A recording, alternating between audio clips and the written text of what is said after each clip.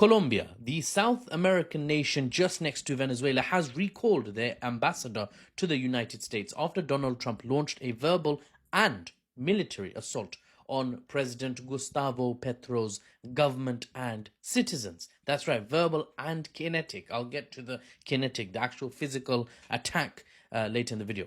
Let's start off at the beginning. Over the weekend, Trump called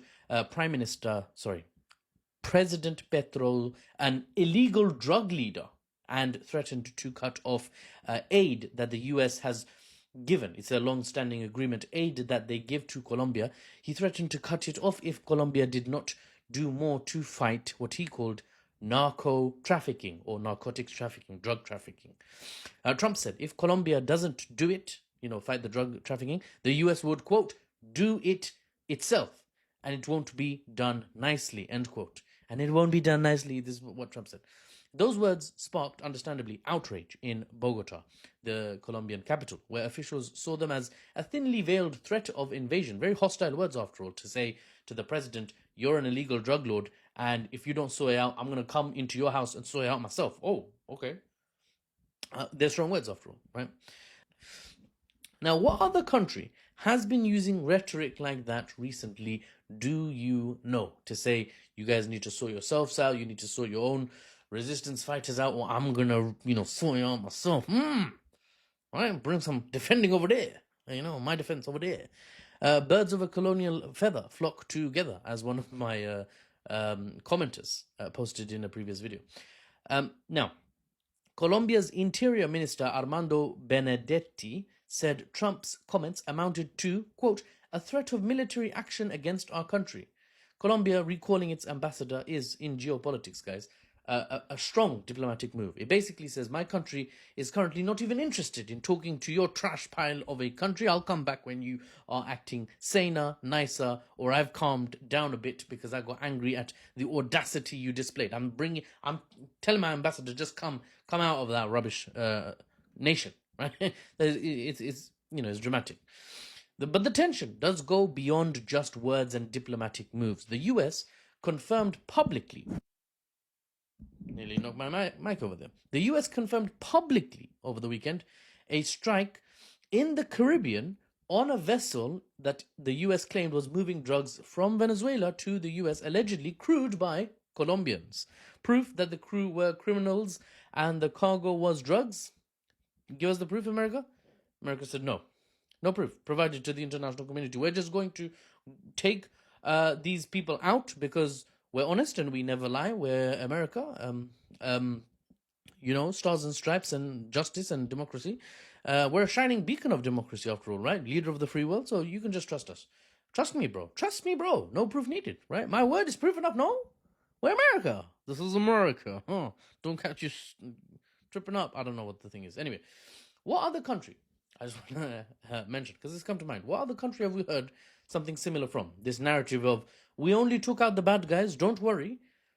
Trust me, bro. That's the source, okay? You don't need any other source. International aid organizations, you're not allowed in. We're going to take out who we think are the bad guys. We promise to you, they are the bad guys. How many? 50,000. No, 20,000. Oh, it doesn't matter, right? We'll carpet bomb the bad guys. Now, the attack by the US over the weekend in the Caribbean, just north of South America, the attack killed several people, including, according to President Petro of Colombia, he named him, a local fisherman, Alejandro Carranza, who Colombia says had no history, no links, no records of any ties to trafficking, drug trafficking.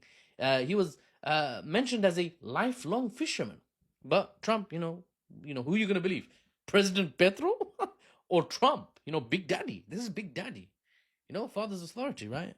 As the NATO chief, Mark Rutte, called him Daddy. Anyway, I won't get into that. He didn't actually call him Daddy.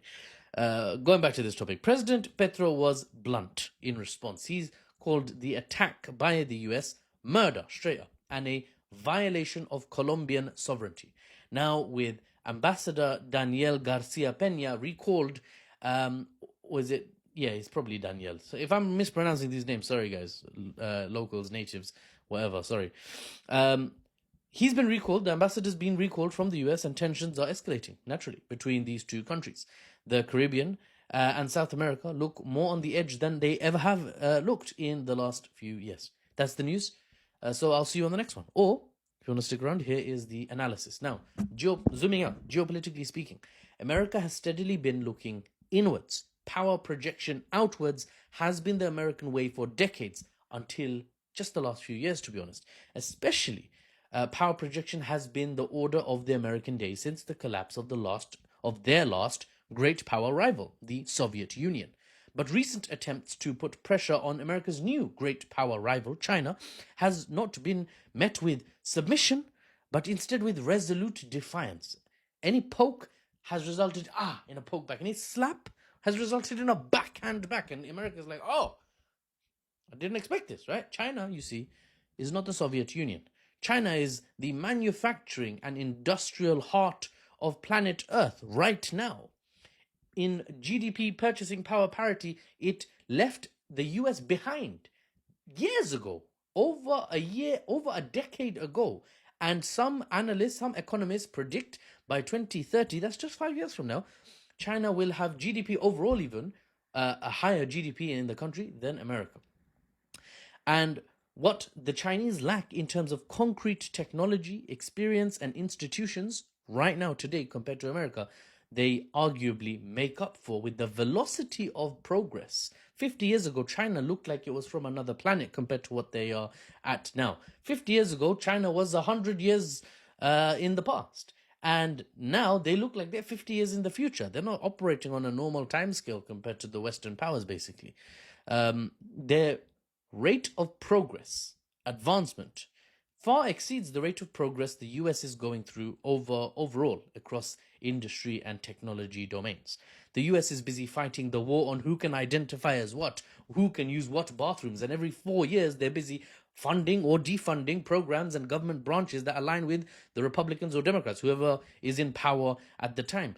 4 years of saying climate change is absolutely a thing, we're going to fund it with this Green New Deal, and then 4 years of we're going to scrap this whole thing up on the table because that's a Green New scam. That's not very stable, right? It's not, for better or worse, I'm just telling you how it is, right? The oligarchs, essentially, have hijacked the American democracy, so the vast majority of wealth is pooling in the top 10% of the population, leaving the rest of the citizenry struggling in what is, by fact, the richest country on earth. Is the richest country, but the wealth distribution, you have to think about it, right?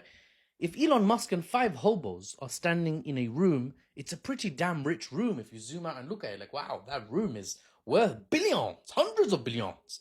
But if you just zoom in a bit, one layer deep, just look at each individual person, the 5 hobos, and then one Elon Musk, you can see that, that's big wealth disparity. The room's rich, but the 5 hobos ain't rich. China, on the other hand, due to its centralized, authoritarian, some people say, centralized, controlling, paternalistic government model. Because of that, for better or worse, I'm just saying it how it is. China's got a more controlling, centralized government than America, right?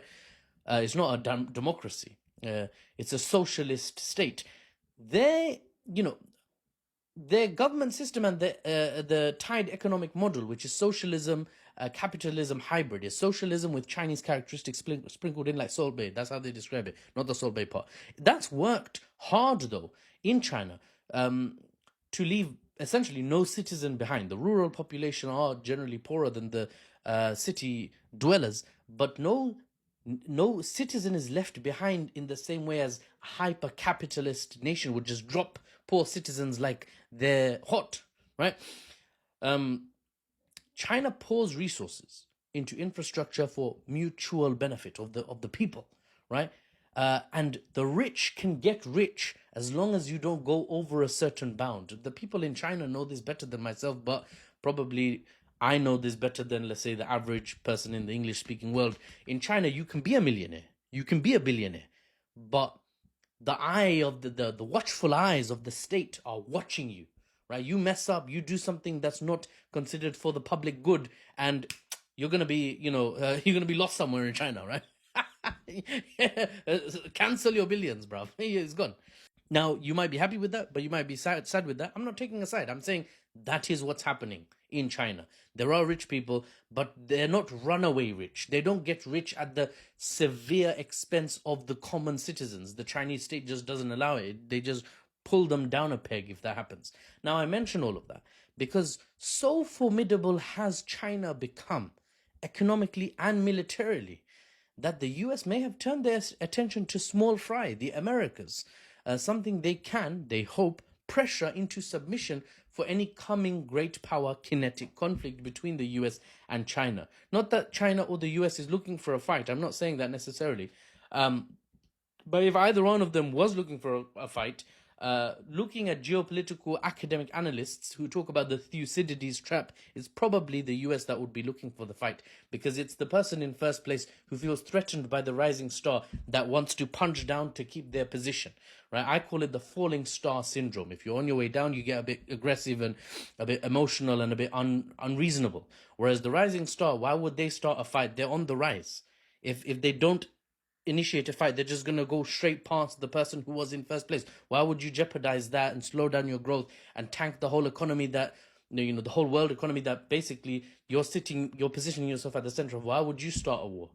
You'd only try to deter through strength someone else from starting a war. Now, I say all that because in a coming great power conflict, if it was coming, and both great powers of our age will be preparing for it, even if it doesn't actually arrive, they'll be preparing for it. That's what a Cold War is, and we're in the second Cold War now. If that is coming, then America will want to, shore up as much as it can, take control or impose their influence on as much as they can before that kinetic conflict arrives, if it ever does. And a surefire place to expand your sphere of influence is your home continent or your home continents. And South America, of course, geographically is very close to America. China has been investing in Venezuela, for example. Venezuela has the largest untapped oil reserves in the world, for example. So America might have thought, okay, we need to bring some freedom and democracy to there. Maduro's looking at me funny every other day. Colombia, Petro is talking about Palestine, is making very, very clear his position and the position of the state he leads on the Palestinian issue.